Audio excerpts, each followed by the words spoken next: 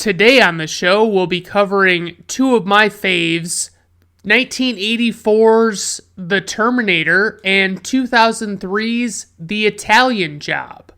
Fan-fucking-tastic.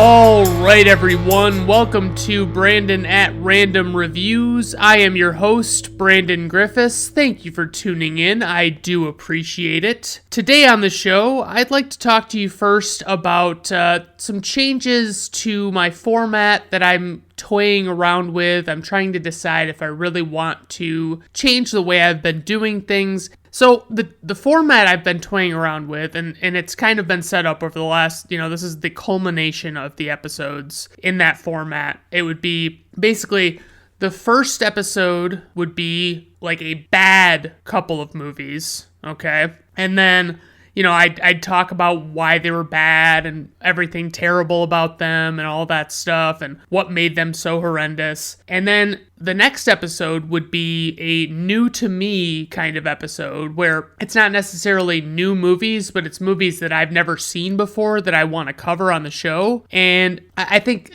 that's something I definitely need to start doing more, is getting back into the movies I've never ever seen and I've wanted to check out, because it's just, I think it's better for my movie soul if I am seeing new things. If I'm not just constantly watching and discussing all of these movies that I've already seen 1,000 times before. You know what I mean? That's kind of where I'm thinking I might go with it. And then the final episode would be the old standby that I've been doing most of throughout this episode, or I should say throughout this podcast. It's been, pretty much consistently favorites, all-time favorites of mine. Movies that I love, movies that I want to talk about, and I already know for the most part what I plan to do in terms of the discussion. It's like, I feel so good about the movies that I just can't wait to gush over them. You know what I mean? I'm toying with that notion, and obviously, by the time the movies,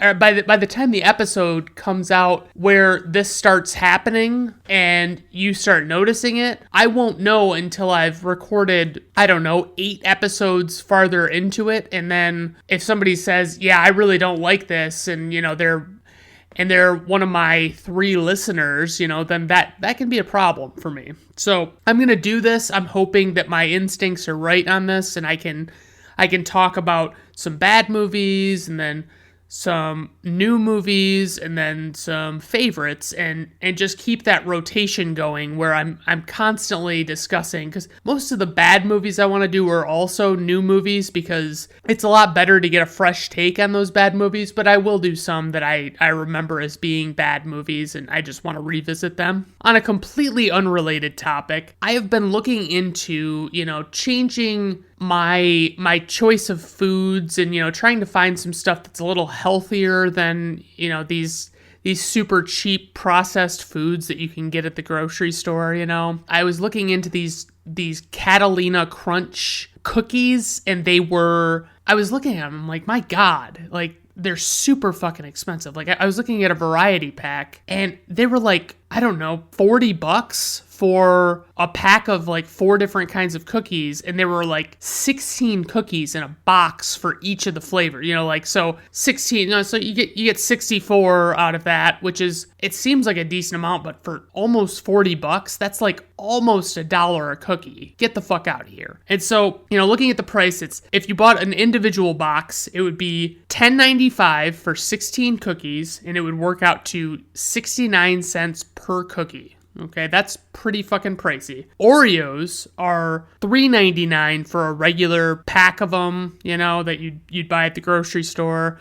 Not like a pack, like a sleeve that you'd buy at the, gas station or convenience store, like an actual full pack of them, would be like $3.99, and they have 36 in a pack of those, so more than double, and they'd be 11 cents per cookie, which is staggering. I mean, just holy shit. And I mean, the calorie count, that's what's a troubling thing, is it's like the Catalina Crunch cookies are healthier by far, but the calorie count is still about the same. You know, you're not really getting much more out of the Catalina Crunch calorie wise. You know, if it was a little lower, and I was like looking at the reviews to see if they were decent, and you know, most people were just saying, oh, they're not good enough for the price, or you know, most people were just complaining about the price, and it was like, yeah, I hear you there. You know, I mean, I can't blame you for being pissed about that. And it's like, I look at one, and the person sharing the review gives them a 5-star review, and they say the key is you only eat a couple of them. Well, yeah, that's the trick, isn't it? You know, like, of course you should only eat, because I mean, the serving size of Oreos, it's only for 2 cookies. It really is. It's a very small serving size, and they're like 140 calories for just 2 cookies, you know? And that's a lot of fucking calories, in my opinion. And when I saw that, I was just like, are you fucking kidding me? And so I was also looking at, you know, they have high protein cereals. You know, Catalina Crunch also has high protein cereals, and they also have like Magic Spoon. But these are all like grossly overpriced. Like, they're super expensive. And I'm like looking at them like, if I fucking get these, and they're almost $10 for a box of cereal or a bag or, you know, pouch or whatever you want to call it, and I bite into that cereal and it tastes like cardboard, I'm going to be annoyed. You know what I mean? Especially if I buy 4 fucking bags or boxes of them. And so I was at Meijer, you know, it's if you're listening from out of the area, it's a Midwest-based grocery store chain, and I was like looking around in the cereal aisle, and I came across these Catalina Crunch pouches of cereal, and I was like, holy shit, they're about as much as they are on Amazon, and I can get them right now, and I can try them right now, and I can be done with it. You know what I mean? I can figure out if they're really even worth the try. And so I bought the Catalina Crunch ones, brought them home. I bought the ones that were basically like the Cinnamon Toast Crunch wannabe, and then the other one was like a peanut butter and chocolate one. And so I poured the peanut butter and chocolate into a bowl, and I foolishly poured a full bowl of cereal, like I was thinking I was going to eat the whole thing, and I really should have just not taken that chance. But I poured the cereal, got the almond milk on it, because that's how I roll, and it was legitimately like cardboard. I didn't even finish eating it.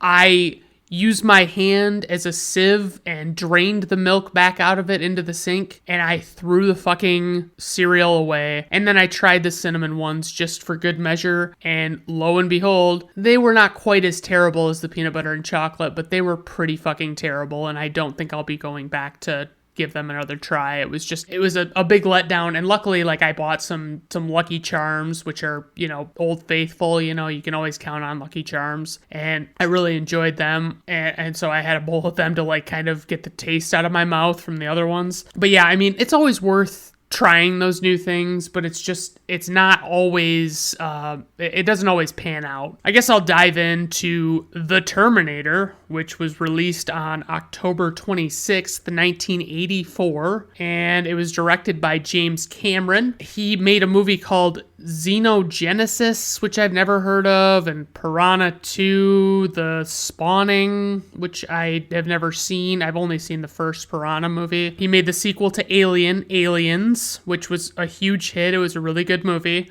He made The Abyss, which actually shares some co-stars from this movie and from Alien. He likes to work with a lot of the same people, I think. And then he directed Terminator 2. He directed True Lies, which is a favorite of mine. And he directed Titanic and Avatar. And now he's making all of these fucking Avatar movies that are coming up too. So I'm just kind of like, okay, man, like, you have at it. I will leave you to do that and never, you know, I mean, presumably he's going to be making these until he's fucking ready to retire, and I'm not going to watch another new James Cameron movie ever again. So I was looking up the credits for this movie, and, James Cameron wrote the movie The Terminator, and I realized that I would see, I was looking at his filmography and what he's written, and it would like differentiate from one movie to the next if it was like a story by credit or a screenplay by credit, or whatever it is. And I don't have any fucking idea what the difference is. I don't know if somebody tells me that it was a story by writer. I don't know if that means that they wrote the overarching plot, but they didn't really write any of the fine details. I don't know anything. I assume that's probably what it is, but who the fuck knows? He wrote Rambo, which is First Blood Part 2, by the way. He wrote a movie called Strange Days. He had some kind of writing credit in the movie Alita Battle Angel, which I was a big fan of. And he also was involved with Terminator Dark Fate, which there are quite a few sequels and spin-offs of this series, and they're, pretty much all you really need to watch is the first one and the second one, and then you can just fucking abandon ship and you're pretty good. I liked Dark Fate, but I don't know that most people would, So Brad Fidel composed the score for this movie, and I didn't see anything on his resume that stuck out to me, but this theme song is spec-fucking-tacular. I love it. I love the theme song to Terminator. So fucking great. Can't get enough. He came back for Terminator 2. He also did the True Lies theme, the whole score, I should say. And it's really great to get that in a movie. If you can get a good score, it makes bringing the movie home so much easier. You know what I mean? Obviously, Arnold Schwarzenegger is in this movie, and, he plays the Terminator, the T-800 or whatever. And, I've talked about him in the Predator episode. He's in a lot of favorite films. He's overall solid, and I think he really did an amazing job. He's got very little to do in the way of acting in this movie, which I'll get to in a minute, but he is great in this movie. In this role, it's perfect for him. I think he's spectacular. Linda Hamilton is also in this movie. She is Sarah Connor. She's basically in nothing but other Terminator movies. So if you're a big Linda Hamilton fan, I guess you just kind of have to dig into IMDb and take your chances, because I don't fucking recognize jack shit from her filmography. And then we've got Michael Biehn. I believe Bean is the correct way to pronounce his name. It's Biehn, and he plays Kyle Reese. He was in Tombstone. He was in The Abyss, which was another James Cameron movie. He was in Aliens, another James Cameron movie. He's in Planet Terror, The Rock, and Deadfall, which was a terrible fucking movie with Nicolas Cage, and fucking awful. I fucking hated every minute of Deadfall. And Nicolas Cage is as unhinged as you'll see him get in many movies.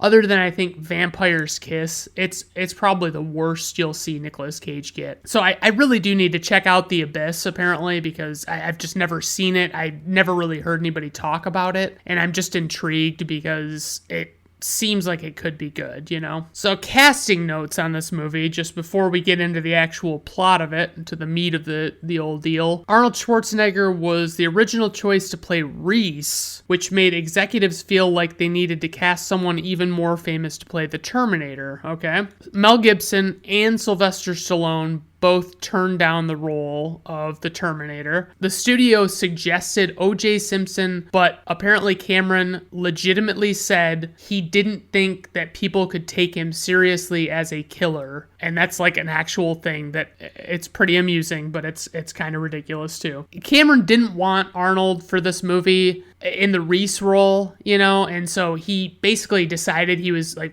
to meet with Arnold Schwarzenegger and he was going to concoct like a fight, basically just throw together this, he's going to start an argument with him, and all of a sudden, during this, meeting, Arnold starts talking about how the villain should be played and how this Terminator should be. And Cameron realized then that, he was a good fit for the villain and not the Reese role, right? And he would have been fucking terrible as Reese. It would have been a completely fucking different movie.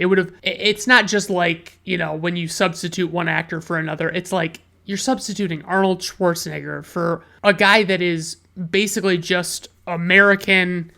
Michael Biehn, he's a very average looking guy, he's not like a fucking bodybuilder, you know what I mean? So it's you're putting Arnold Schwarzenegger in this, and then you're going to have him have a romantic relationship in the movie. I don't think so. That's a bad idea. So some of the others that were considered for Reese were Sting, Christopher Reeve, Mel Gibson, Matt Dillon, Kurt Russell, Tommy Lee Jones, and Bruce Springsteen. Others considered for Sarah Connor were Jennifer Jason Leigh, Leah Thompson, Rosanna Arquette. There were a few others, but I basically just name off people that I've heard of, because if I see their name and it doesn't jump out at me as oh yeah, they're really, somebody I know, they're somebody famous, I don't feel like sharing it with you. So anyway, basically the premise of this movie is, and I'll read the intro graphic thing, the thing that comes up on the screen at the beginning of this movie. But basically, this movie is about a cyborg going back in time from 45 years ahead, going back in time 45 years and trying to kill the woman who is the mother of the leader of the cyborg's enemy, okay? Because there's a big war going on in the future and all this stuff, and so basically the humans are going to win this war with the cyborgs, and the only way that the cyborgs can figure out to defeat them is if they kill the guy that banded them all together. That's the premise. And so then, once they send the Terminator back, Reese is the human guy that realizes that they've done that, and he goes back in time as well, knowing he can't come back to the future. Okay, it's a crazy, to me, if I was in 1984 and I was the right age, if I watched this movie, I feel like my mind would be fucking blown. I feel like there were no movies out there that were anything like this. Basically, one thing that annoys me with movies about time travel is when they put in the actual year that things are supposed to be happening, and then that year comes and goes, or that date comes and goes, and then assholes on the internet have to fucking post, hey, today is the day that Marty would have gone back in time, blah blah blah blah blah. It's shut the fuck up. I get it. It's cool to reference the movie, and a lot of people like the movie, so that you'll get a lot of positive responses to it, but for the most part, it's fucking stupid. It just shut the fuck up. The intro for, I don't even know what word I want to use, but basically, it comes up on the screen and says, the machines rose from the ashes of the nuclear fire. Their war to exterminate mankind had raged for decades, but the final battle would not be fought in the future. It would be fought here, in our present, tonight. And so that's what sets up this movie. And based on that, you're not going to know what the fuck is going on. And you're just going to kind of be yeah, all right, I guess let's buckle up and see what's going on. So every time I see the credits to this movie, they give me the chills. Although they do go on a bit long, they're fucking great. That theme song just fucking hits, man. It fucking rules. Anyway, James Cameron made mention that Arnold should not have worked in this role. So, one of the first things we see after they get done talking about the future and being in the future, showing you what a wasteland it is you see Arnold and he just kind of appears, there's all of these electromagnetic fields or whatever going on around him, and he just appears, and he's supposed to be going back in time to kill this woman. It makes no sense to have him be a 6.5 foot tall bodybuilder with an Austrian accent. You know what I mean? He's not going to hide very well in plain sight, So James Cameron admitted that it shouldn't have worked. With a lot of things in movies, all it has to be is plausible, and it works. So That's what he went with. I will say, like, although I love the theme song to this movie, every time I hear like a synthy score in a movie, I immediately think this sounds fucking dated. Like, it sounds really fucking dated, and I don't like it. It's just it always screams 80s to me. I love when Reese shows up in, 1984, and he is taking some homeless guy's clothes, and a cop stops him, and he asks the cop, what's the date? And he's like, he tells him the date, and he's like, what year? And he's like, what? What do you mean, what year? Like, how do you not know what year it is, And it's just such a great fucking, I just love that line. I don't know why. So Sarah Connor works at this diner, and she's clearly not super great at her job. And she's also got this friend that works there with her. And at one point, Sarah screws up the order for this table, and then this little kid takes a scoop of ice cream and dumps it in one of the pouches of her apron. And her friend, Sarah's friend, comes up and says, look at it this way. In 100 years, who's gonna care? It's not even comforting, even a little bit. But anyway, back to what I was saying. The whole scene with Sarah Connor where he just, like the first Sarah Connor, so basically what he does is he goes, the Terminator goes to the phone book to find Sarah Connor, and and for those of you that don't know what a phone book is, you're too young. But anyway, the phone book used to have everybody's phone numbers in it unless you paid to have your name omitted from the phone book. And so the Terminator goes to the phone book and looks up Sarah Connor, and there are like 3 different Sarah Connors. And so he just decides, I'm going to go pluck these people, or, these Sarah Connors off one by one and be done with it, right? The Terminators only knew that she was in LA. They didn't know exactly where. They didn't know a lot of stuff about her. It was just kind of, up in the air for them. So they went to LA and they looked her up and they figured out where the fuck she might be. And I remember when this happens, okay, so when he goes to the first Sarah Connor, he has, he's already stopped at this gun store, and he pulls out this gun with this laser sight, this like pistol that has a laser sight on it. This woman answers the door, and he's like, Sarah Connor? And she's like, yes. And he like forces the door open even though it's chained shut, and he just fucking starts shooting her and just repeatedly shoots her until, she is more than fucking dead, and it's more than enough. They show at like Sarah Connor, like the real Sarah Connor's apartment, she has a roommate. Her roommate's getting ready for a date, and her roommate's boyfriend calls, and Sarah answers, and he immediately launches into this super fucking raunchy, dirty talk with her, thinking that it's the roommate, and Sarah lets him go on for a while, and it's just kind of like, what are we doing here? And so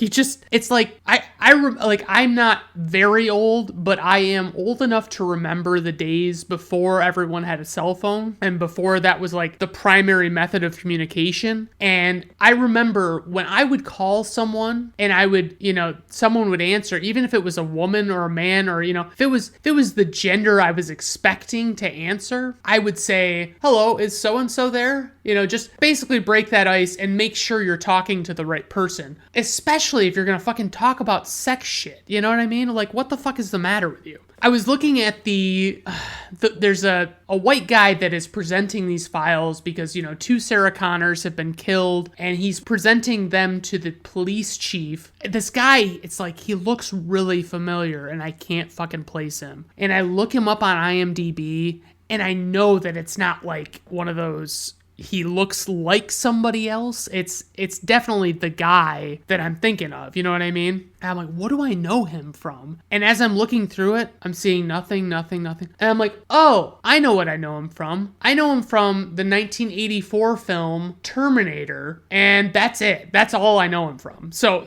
I just felt like a big dumb fuck when I did that. And the other thing at Sarah and her roommate's apartment is her roommate has recorded this outgoing message on their machine, and it's like, she answers it like, oh, hi there. And then she's like, oh, gotcha, I'm not really here. And it's like, people that do that shit are the fucking worst. Like, they really think they're fucking special. You know what I mean? They think they've really done something crazy. It aggravates me to no end. I can't stand it. And like, the reason I mentioned the answering machine is like the amount of exposition going on with these answering machines is ridiculous. You know, like basically Sarah, you know, she gets like her date cancels on her or whatever, and she tries to call her her apartment to get a hold of her roommate, and you know the Terminator's already gotten there and killed the roommate, and she's like explaining exactly where she is. She's like, oh hey, by the way, you know, like a guy's totally trying to kill me, he's chasing me, he's hunting me down, he's really looking for me. My exact location is this address, and I'm at this club, and I'm wearing this. You know, it's just like, fuck you. Like, do not fucking give him all this information. Like, you don't know who is there. If you can't talk to somebody directly, and she's been like trying to call the police and all this stuff, and it's not, oh my God. I mean, it's so stressful because there's so much tension and you just know. And I mean, it's great because it's not like it's not like the Terminator doesn't catch up with her until like more than halfway through the movie or something. It is fucking quick. One thing I mentioned, that is the most fucking 80s thing I've ever seen. It was like just Sarah Connor's outfit in this movie is like her main outfit that she wears after she gets out of work and she is on the run with Reese is like this pink and white tie-dye shirt, and she's got like this big fucking poofy hair, and it just like it screams 80s so much to me. I can't fucking take it. Even not knowing he's a Terminator, there are like way too many dudes in this movie that assume that they can take Arnold Schwarzenegger in hand-to-hand combat. Sorry, that's not going to work out. And I can tell you, if I look at somebody, I can tell you if I feel like there's even a slight chance that I could take them in a fight. And the answer 99.9% of the time is no, I cannot take them in a fight. But there are some that I would feel better about than others. And Arnold Schwarzenegger, he is the last person I would feel good about being able to take in a fight. The Terminator finally finds Sarah Connor, the real Sarah Connor, at this nightclub. And Reese has been kind of like staking it out, waiting for the Terminator to show himself. And it's like the way they have it all play out, where it's like basically the Terminator walks up to Sarah Connor to fucking shoot her in the head, and like everything's kind of like slow motion, the music's dying down, it's all very the way they capture that moment is so good. It comes together so fucking nicely, you know. And like obviously Reese and her go on the run. What I don't really understand is, so Reese shoots the Terminator with like a 12 gauge shotgun, okay? When he shoots the Terminator, it obviously doesn't kill the Terminator, but it knocks the Terminator over, and the Terminator acts incapacitated for a handful of seconds, maybe. I don't understand what the logic is or what the rationale is behind, you know, that span of time where he's down, but he's not dead. It's not like he's hurt. It's not like anything's really happened to him. It's just he's been hit by something that hit a lot harder than other guns, and that's it, you know? So it's like, what is really going on? And I guess we just have to accept that as viewers, that it's like that they have to be able to do something to get away from the Terminator. Otherwise, they'd be fucked like immediately and die. So I would say, you know, I mentioned how good Arnold Schwarzenegger is in this movie. He does this awesome thing in this scene where, you know, it's the initial chase and the police are after Reese and Sarah, and it's Kyle Reese and Sarah Connor, by the way. And the police are after them, and the Terminator has stolen a cop car, and his eyes are doing the creepiest darting back and forth, and it's just like, he really fucking captures like the creepy robotic type thing, you know. He really does a good job. I mean, it's basically, this whole movie is one long intermittent chase scene. It's very well concocted though. Ever since ever since I got my glass eye, because there's this scene where, the Terminator has, he's got all of his battle wounds or whatever, and he goes to this like abandoned hotel or apartment or whatever. He like cuts his eye out of its socket and pulls it off, and you can like see the red glowing eye behind it. And like ever since I lost my eye, I've wanted to do a Terminator cosplay, taking my glass eye out and then put in like a glowing red light. The problem is I haven't been able to find something that would work for that long. And I want it to be able to like really look legit, I want like a battery operated red light that would fit in my glass eye that I could just put in there and see how it worked. But I have yet to find one. So, let me know if you come across one. And like every time you see the Terminator, if it's a slower scene, you still get the theme song, and in the faster scenes, obviously you get some Terminator theme as well. But like in the scene where he's taking his eye out, it's like you just hear this dun dun dun dun dun dun dun, and it's like, it's just so fucking menacing and awesome. And I really want to, I want to have like a music box in my bathroom that I can hit the button and it will just continuously play that theme song as it is in that specific scene when I'm cleaning my eye, my prosthetic. It'd just be, I think it'd be fucking wonderful. I would say in the scene, like Arnold's head does look a little bit claymation-y, it does look a little the worse for wear, it doesn't look right, it doesn't look like a real head. I will say Michael Biehn, to just kind of change topics, Michael Biehn is fucking spectacular in this movie. He puts on a great performance. He feels like he's one of the few, like him and probably Linda Hamilton. I don't want to take away from Arnold, but like Biehn does an amazing job in this movie, and he's not, winking at the camera or anything like that. He's dead serious, and it is just fucking great. I love it.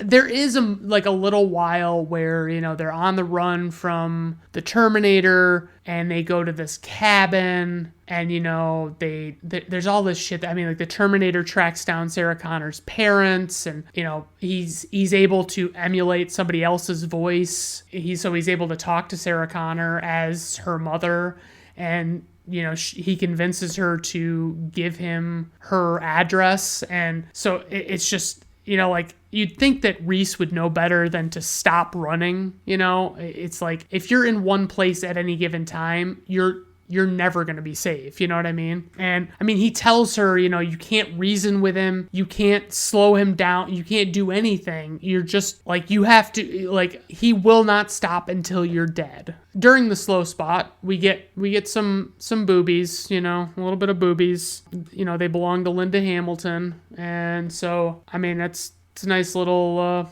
consolation prize for the slowness of this sequence. I was starting to think at this point in the movie, though, that perhaps Terminator 2 Judgment Day is a superior film to this. Like, I know a lot of people already say that. I'm not acting like I'm being original in that, but I'm saying that, like, T2, I don't remember there being as big of a slow stretch. And, like, there's the scene where they're out in the middle of the desert in T2 where, they go to visit Sarah's friends or whatever. I don't know. I gotta watch T2, but it's a tough call. I'm thinking I'm leaning towards T2 for this, but there's this scene where they're running from the Terminator in a truck and he's pursuing them on a motorcycle, and Reese has Sarah driving the truck, and Reese is throwing pipe bombs at the Terminator, and it's pretty cool. It's really great, like, how well they set up that, like, yeah, you're not fucking stopping this guy, you know what I mean? Because he does a pretty fucking solid job of landing these pipe bombs, and the Terminator just rides right the fuck through them. Just does not care at all. And so I love, like, Reese is about to die and, he's just like limping along, and they're convinced that the Terminator is dead. And, they, because Sarah took a pipe bomb and, because the Terminator took over like a tanker truck, and Sarah used a pipe bomb to explode that tanker truck, and the Terminator was still inside the truck, and like you see him like come out and like fall down on the ground, and like while Reese and her are getting ahead of themselves, it's like he pops up and, you know, all of his skin's been melted off and shit, and like it just didn't, you know, it's like that scene taught me I need to confirm the kill whenever possible. And I've talked about it before. You've got to fucking make sure that those kinds of people are dead, because they'll just keep coming back if movies teach you anything. So I said, this movie always taught me to confirm the kill before celebrating and getting sappy. And I said, also never get sappy. And that's really an embodiment of my outlook on life. The design of the Terminator is fucking spectacular. I really like it. It's a really cool look. They put a lot of work into making it work, and apparently it took like 6 months to develop or something. There are so many false alarm deaths of the Terminator in this movie, and it's great. It keeps the tension building, and it keeps you on the edge of your seat, and that's what's great about it. Obviously, like, you know, eventually Sarah does kill the Terminator, because that's literally the only way she could slow him down. She basically like leads him into this press in this factory, and he's like reaching and trying to grab her, and he's got no legs left, and he's just clawing at her neck, and like he's just there, and he's caged in, but she can't really get away from him very easily either. And it's like she deliberately says, "You're terminated, fucker," and then hits the button to crush him. And I'm like, man, I mean, I'm sure a lot of people think that line is super iconic, but to me, it's like, why don't you just not say anything at all? Just not say that. You know what I mean? That'd be fucking perfect. So yeah, I mean, there's that. And then, so I said, quick, Sarah, hide all those pieces of that Terminator so that it doesn't come back to haunt you, because, you know, that's totally what happens in Terminator 2, is that they've taken the pieces of this Terminator and used it to develop the Terminators. I mean, this entire film series is so full of ridiculousness with shit like that. And at the end of the movie, you know, because you find out that basically, you know, because Kyle Reese and Sarah Connor have sex, you know, and he keeps telling her about her son, John Connor, and how her son never really talked about his dad and all this stuff. And it's like, okay. So they end up having sex, and it's like, you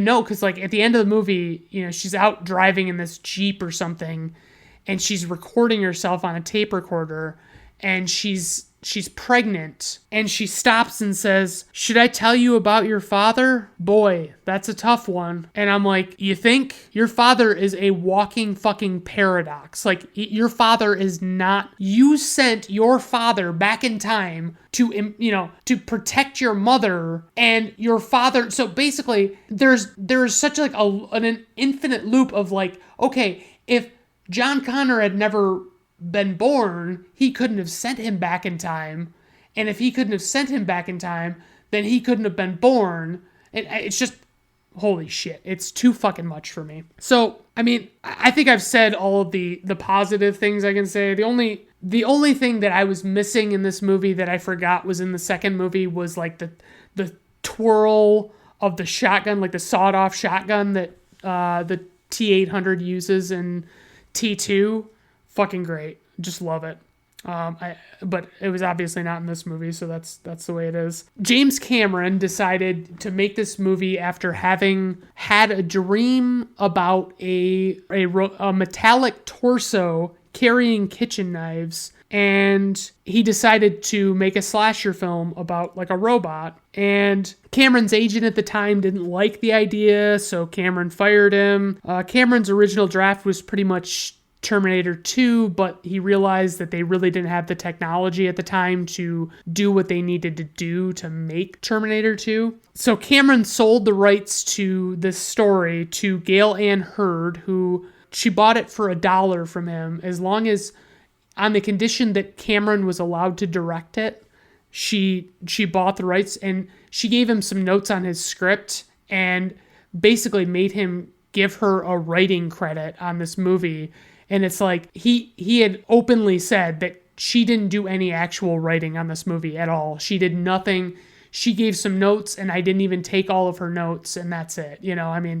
So it is what it is. Schwarzenegger speaks 17 lines in the film, and he says fewer than 100 words. The theme song is in the unusual time signature of 13/16, which is just a neat little tidbit if you know anything about music, which excludes me. Linda Hamilton and James Cameron were once married following this film. I didn't see what years they were married or, for how long or whatever. The genre of this film and a movie like Blade Runner is considered tech noir, and so it's like a futuristic noir movie. And then so the nightclub that the Terminator first finds Sarah at is called Tech Noir. At around 36 minutes in, Schwarzenegger and Bean are in the same frame for the only time in the movie. I always find that interesting. It's kind of like in Sin City when they were talking about shooting all these scenes separately, or without certain actors and stuff. And Mickey Rourke and Elijah Wood hadn't ever met in person until the movie was premiering, and they had a fight scene together. So yeah, that's pretty nifty. The runtime of this movie was 107 minutes. The budget was $6.4 million. The worldwide gross to date was $78.3 million. IMDb rating, 8.1. Rotten Tomato critics score, 100%. Rotten Tomato audience score, 89%. Personal rating, 5 out of 5 stars. This is a fucking classic, gang. I fucking love it. Moving on to The Italian Job. Release date, May 30th, 2003. Directed by F. Gary Gray, which, if you look at his name, it looks like it just says Gary, or Gray, because it's just the same letters and just two of them are flipped. Anyway, I think his first movie was the movie Friday with Ice Cube and Chris Tucker. And then he made Set It Off and The Negotiator, which I remember being pretty solid. Be Cool, which was a sequel to Get Shorty, and that I never saw that, and I always heard that was terrible. Law Abiding Citizen with Gerard Butler, I was not a big fan of. He did Straight Outta Compton, which was the NWA story. And he did the fucking video for It Was a Good Day by Ice Cube. First, number one cast member is Mark Wahlberg. Don't call him Marky Mark if you can help it to his face. He plays Charlie Croker. He was in, some of his notable movies. He's got quite a few. I used to be quite the big fan of Mark Wahlberg, but he's kind of fallen off recently. But he was in The Departed, Boogie Nights, The Fighter, Ted, Four Brothers, Lone Survivor, Contraband, The Happening, terrible fucking movie, by the way, Invincible, and We Own the Night, which I need to revisit. He was in a movie called Father Stew. I need to watch that because I think I might want to make fun of it. It's got Mel Gibson in it, and he plays a man of the cloth, and he is an ex-con or some fucking thing. And there's another one of his that I really need to make fun of, which is called Joe Bell. And it's just, the movie is fucking, it looks fucking stupid. And so anyway, I got to check those out. Charlize Theron, who is, as I mentioned, always hot. She plays Stella Bridger in this movie. She was in Monster, Mad Max Fury Road, which is fucking solid. I'll probably do an episode on that at one point. Bombshell, The Fate of the Furious. She was the villain in that. She was in Long Shot with Seth Rogen, which I hated. She was in Atomic Blonde, which I've never checked out. The Legend of Bagger Vance, and The Devil's Advocate. The Devil's Advocate was terrible. Edward Norton, he plays Steve Frizzelli. A little note about Edward Norton in this movie. He only did this movie to fulfill a 3-film contract with Paramount. He had repeatedly refused other offers for different movies, so he got kind of coerced into doing this film. And he was very visibly displeased with having to be in this movie at all times when he was on set. He would just clash with crew members and things like that. When the film was successful, the producer of the movie bought gifts for all of the cast, and he returned his gift to the producer and said, "Give this to someone you actually like, or someone who actually likes you." Wow. I mean, he seems like, I've heard stories about him and him seeming like he'd be douchey to work with, but like, my God, that sounds fucking bad. But I love Edward Norton. I think he's a great actor. I think he's got a lot of talent. I just, it's unfortunate when you hear that somebody's, if any of it's not true about him, I would still say that if somebody asked me to like pick the actors in Hollywood that would be great to work with, I would definitely not mention him. I would not think he would be good to work with. But that's me. He was in, Edward Norton. He was in Fight Club, American History X, Primal Fear, Moonrise Kingdom, Rounders, The Score, The Illusionist. I mean, these are all pretty fucking solid movies, varying in levels of goodness, but all very good. Donald Sutherland is in this movie, albeit very briefly.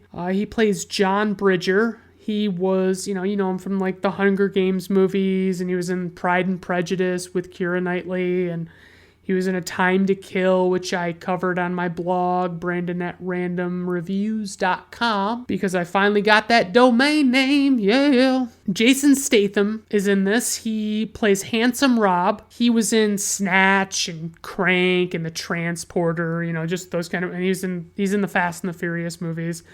So Seth Green's also in this movie, and he plays the character Lyle, who prefers to be called Napster, because he claims that he invented the popular peer-to-peer file-sharing service Napster while in college, and the guy that ended up actually getting credit for it was his roommate, and he stole it from him.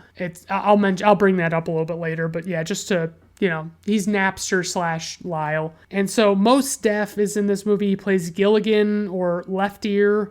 He is, he's pretty popular, pretty well-established rapper, but he's a really good actor. He was in Hitchhiker's Guide to the Galaxy, which I couldn't sit through. I thought it was fucking terrible. Like, I listened to the books on audio, or to the book, I should say, and it was pretty decent. Like, I liked it. And when I watched the movie, I was just like, holy shit, this was not what I was picturing at all. He's also in a movie with Bruce Willis called 16 Blocks, which I remember being pretty good. This movie is basically about a team of thieves steal a bunch of gold in Italy, and then they get double crossed by one of their team, who is played by Edward Norton, and they have to concoct what do I want to call it? They have to concoct like a heist to get the gold back from him, okay? So that's just the basic rundown. I mean, there's some cool stuff in here, because I mean, like, there's a scene where they blow the floor out from under a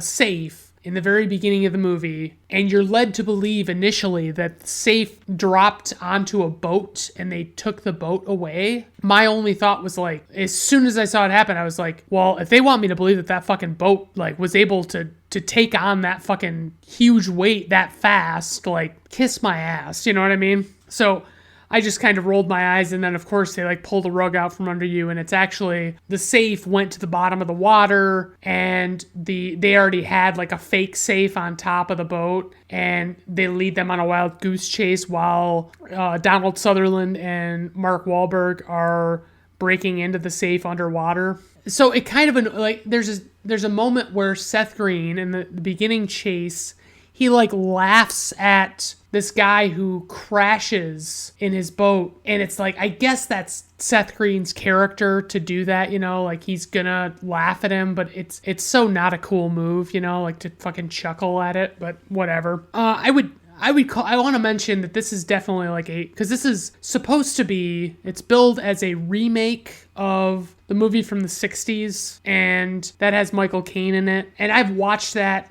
a few years ago now, and it's like, Michael Caine, I only like old Michael Caine, like I haven't found a movie by Michael Caine that was like particularly good that I watched where he was like young in it, you know what I mean? And I know that was when he like made a name for himself, but still. So basically this movie is nothing like that original movie. So I would call it more of a reboot than a remake. And I mean, they only shoot the beginning in Italy, and that's why they call it the Italian Job. And the people who wrote the movie only saw the original movie once to get like little hints of inspiration, but they didn't like take real elements from the story to go with, And it just, every time I see, in a movie like this where they're moving gold around and they're just trying to, take it away from one place to another in a hurry under duress, it's like I immediately think to myself, what in fuck's name? Like, do you realize how heavy gold is? Do you realize how heavy it is? So the value of the stolen gold is listed as $35 million. In 2003, when the film was released, gold prices ranged from around $320 to $420 per ounce. At an average price of $370 per ounce, $35 million in gold would weigh just shy of 3 tons at 5,912 pounds. That's a fucking ton. It kind of reminds me of like, I remember especially like the movie Rush Hour, they had this ransom, it was $50 million, and they wanted it in small denominations, like 20 million in 20s, 10 million in 10s, 5 million in 5s, whatever. And like, they talk about it. They're like, oh yeah, by the way, that amount of fucking money, like they have it transported in the movie in like 2 small briefcases, right? And they say like, you would need so fucking much more, like it would take up so much more space than that, but it is what it is, it's just, if you don't think about it too much with shit like that in movies, it's not a big deal. So when they get back originally,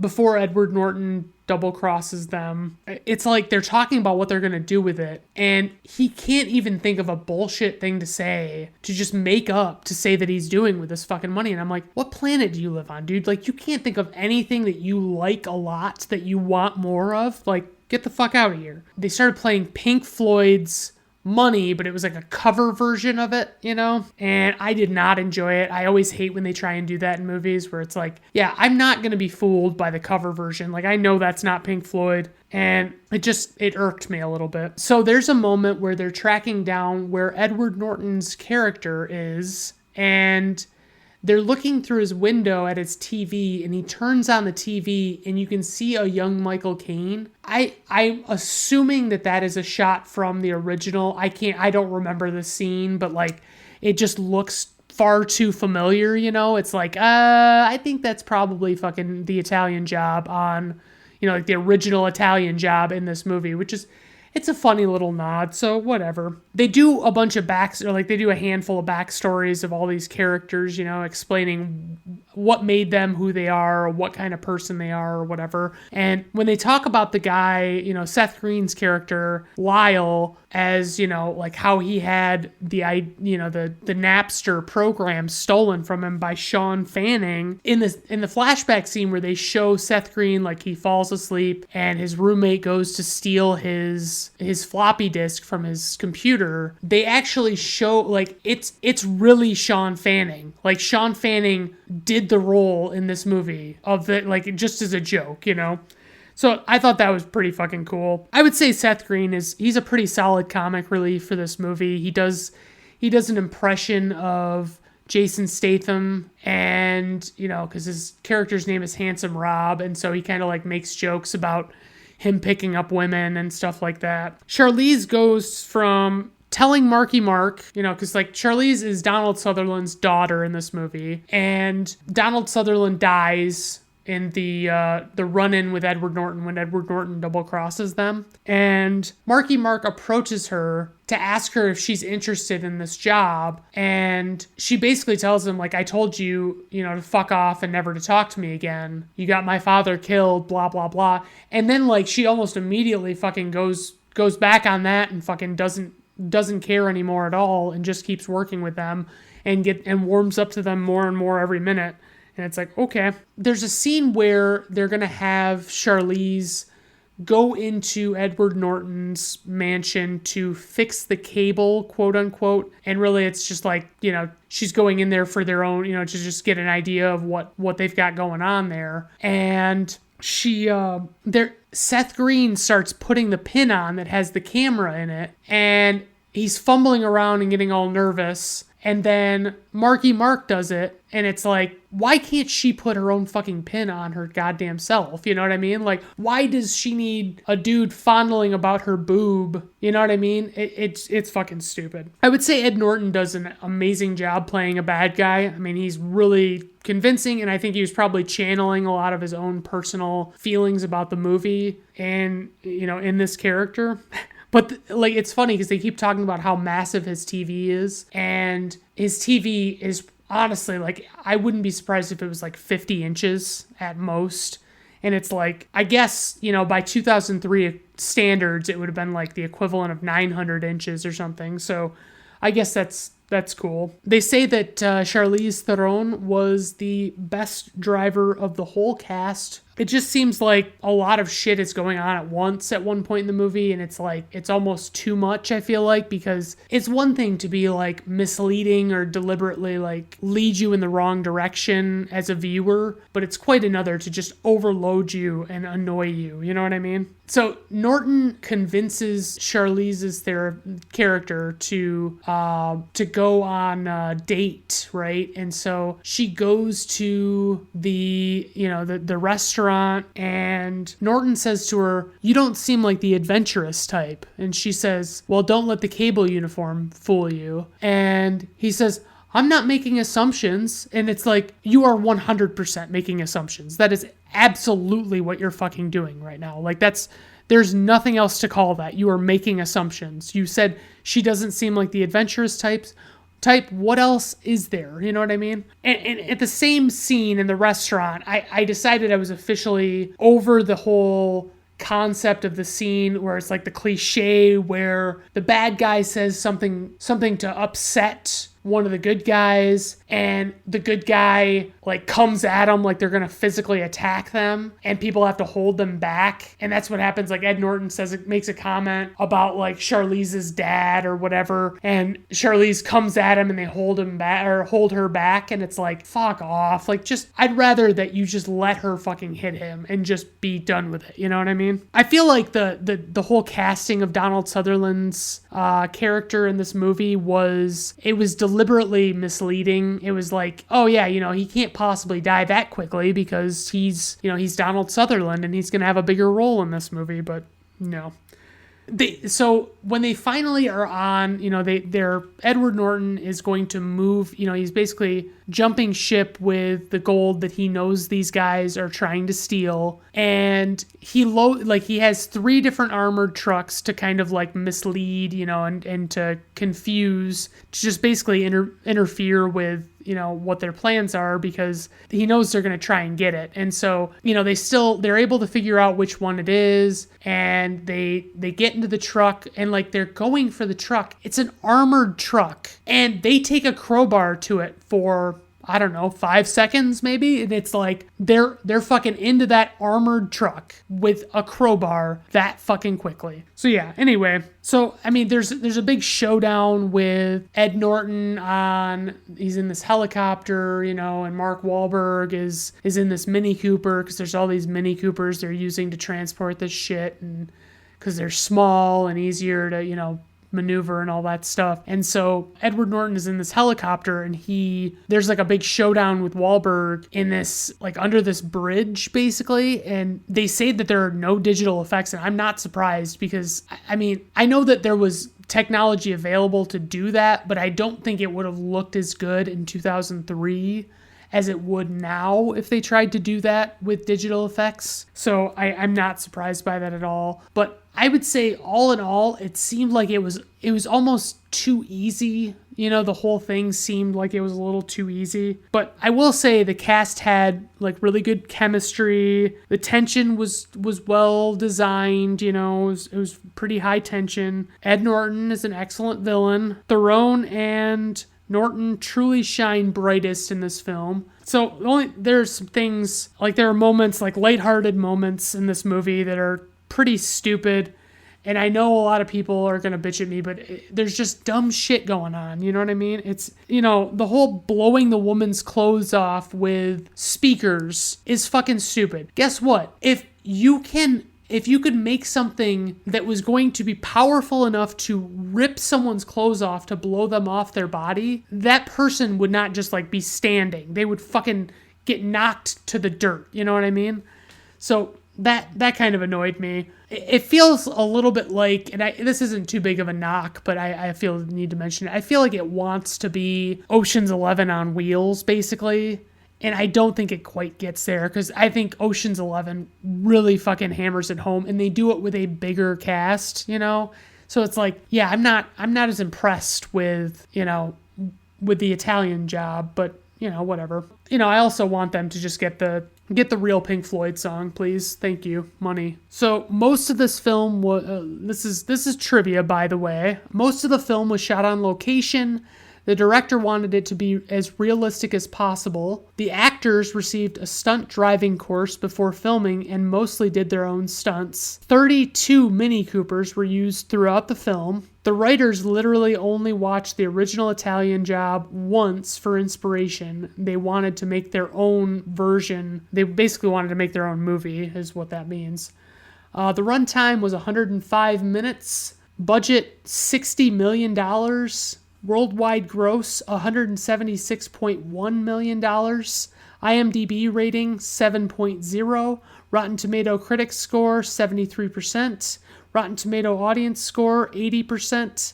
Personal rating of 4.5 out of 5 stars. I think, given my criticisms, that should seem a little surprising, but I enjoy the movie quite a bit, and I don't need to justify myself. Thanks, everybody, for tuning in. I do appreciate it, as always. You know, stay tuned if this new format actually works out. If you don't like it, obviously let me know. If enough people tell me that they don't really care for it, then, I'd be happy to hear about it and change it up again. But I'm trying to find a rhythm. I'm still pretty early into the infancy of this podcast, and I'm trying to get there. So, all right, everybody, have a good rest of your day. Thank you.